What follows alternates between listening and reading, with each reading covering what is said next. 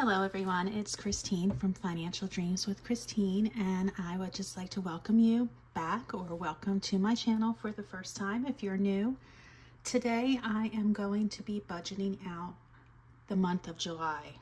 Now usually I do a paycheck budget, however this month I am not receiving a paycheck. I'm a school teacher out on summer break, so I am going to be rolling over my last paycheck of June, and that will be what I used for the month of July.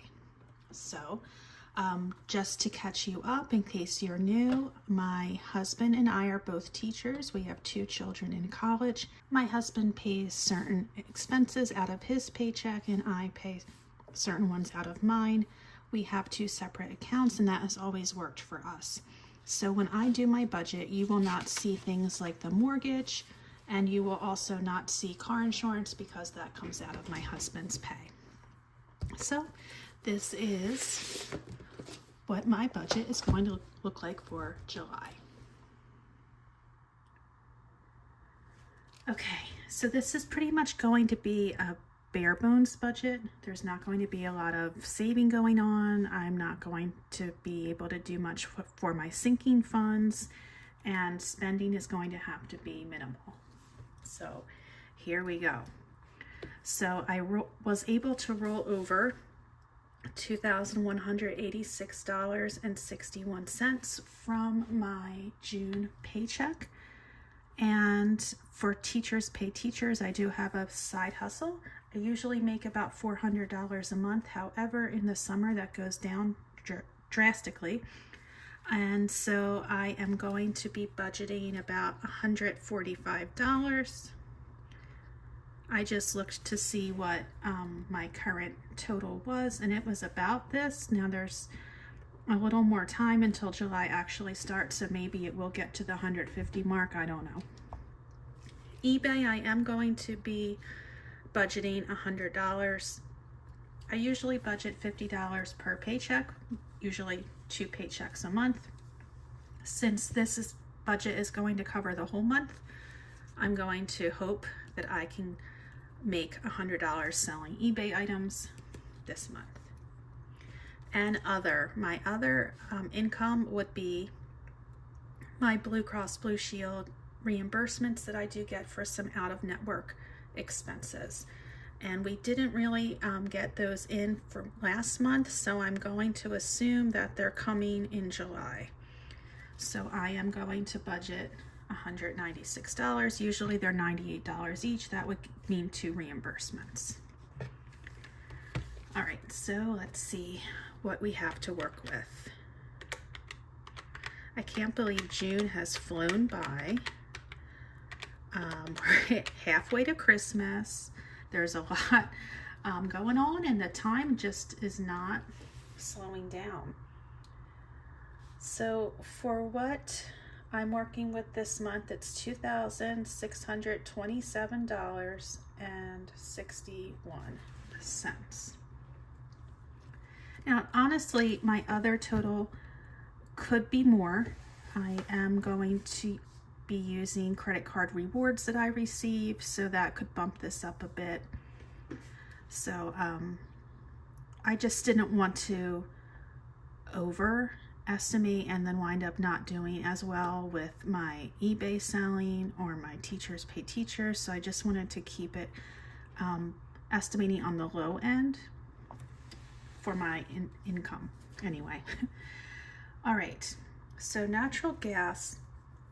Last month I had a super low amount due for only about $29, and that was like a one-time reduction, and now we're back up to our regular gas bill. So I'm going to just budget $70 for that. For Verizon, it's just under $200 a month, so I will just budget $200.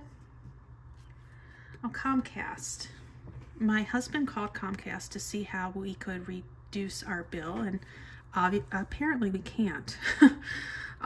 Surprise, surprise, right? So he did complain about the speed of our internet, and they are going to send us a new modem. which is going to cost us money. So I'm not sure if that modem charge is going to be for this month or next month. So I'm just going to budget for it for this month just in case. Love when you call to reduce your bill and you wind up paying more. That's just fantastic. It's supposed to be a one-time charge.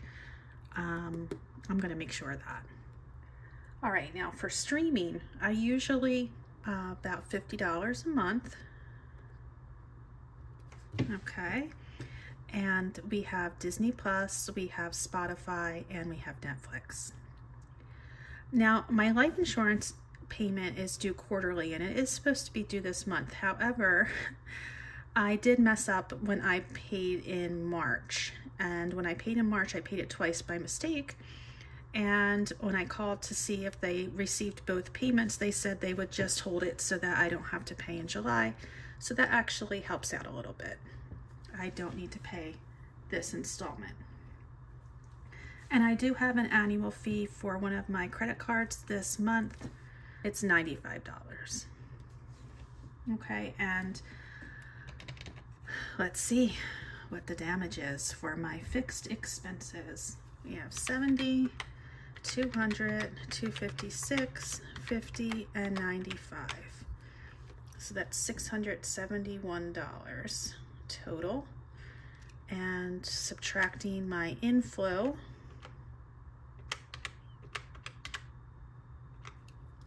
we have $1,956.61 left.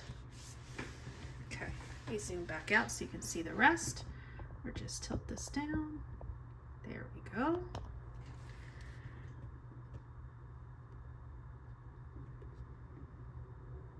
Okay, well, groceries. Groceries might be a little trickier this month.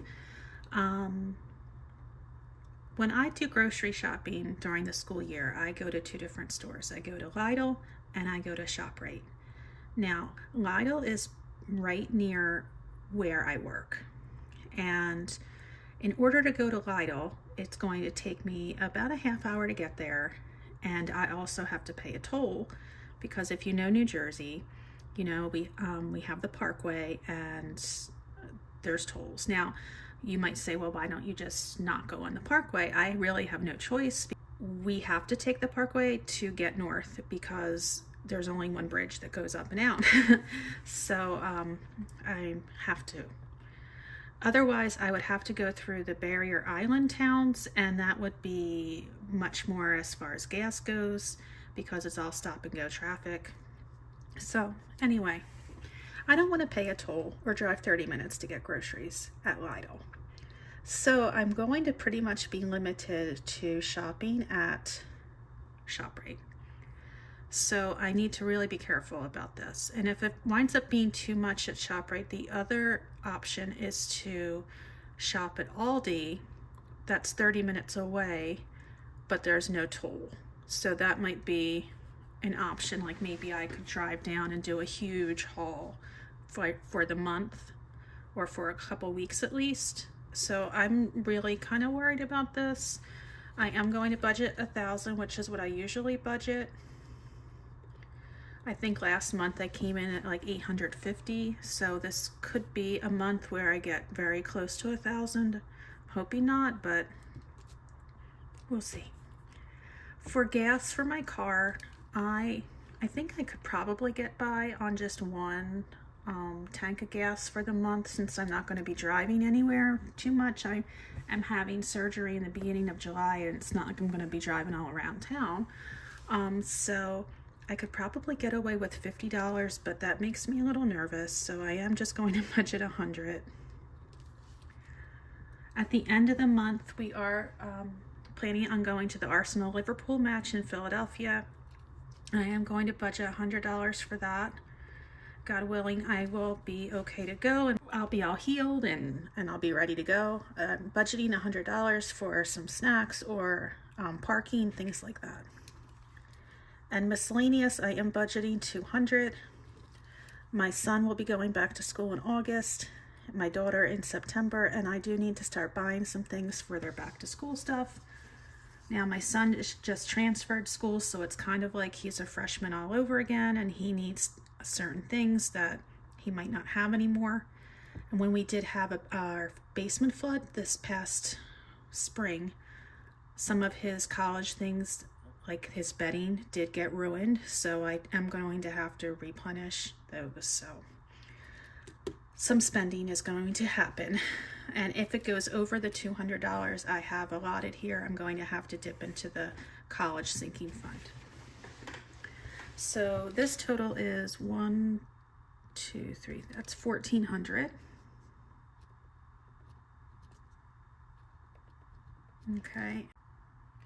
Okay, so when you subtract the $1,400 from what was left over,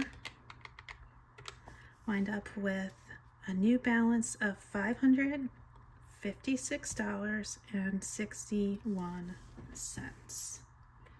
Okay. Now, I do plan on getting this reimbursement, 2 reimbursements actually, and if that does come into effect, then I will just take that reimbursement and put it right into the health sinking fund, which is like an endless cycle. Okay, so I will have $360.61 left. I don't have any debt at the moment, and hopefully never again. We are now consumer debt free. We just have our house that's debt right now, and we will be selling our house in a few years and moving out of state. So we are not looking to pay that down at the moment. Okay, so let's take that 360 and bring it down here.